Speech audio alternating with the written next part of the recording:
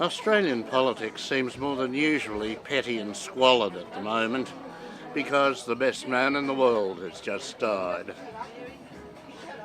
The last century produced many great achievers, people who got much done, some of it good, some of it bad.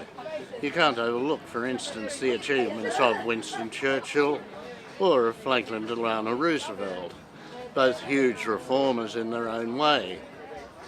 But they don't have the stature, the moral goodness of two people who really dominated the 20th century.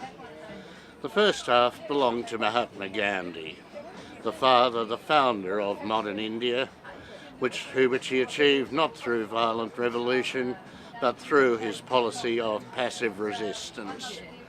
And as a result, India is now the biggest, the most populous democracy the world has ever seen, and is showing every sign of becoming one of the most important as well. But the second half of the century was Nelson Mandela's.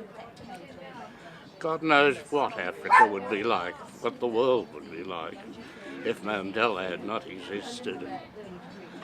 Millions would have died in a bloodbath, that's for certain, and millions more would have been denied the chance of any kind of decent life as a result of it.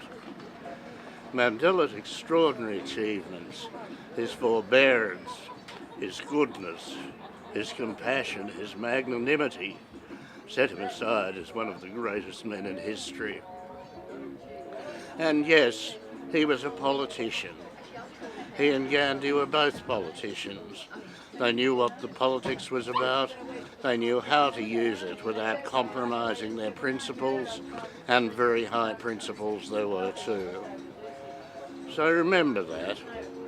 When next you feel that politicians are a bad breed, people to be despised, people to be deplored, remember that they can rise to the greatest heights. Remember Nelson Mandela. I'm Mungo McCallum.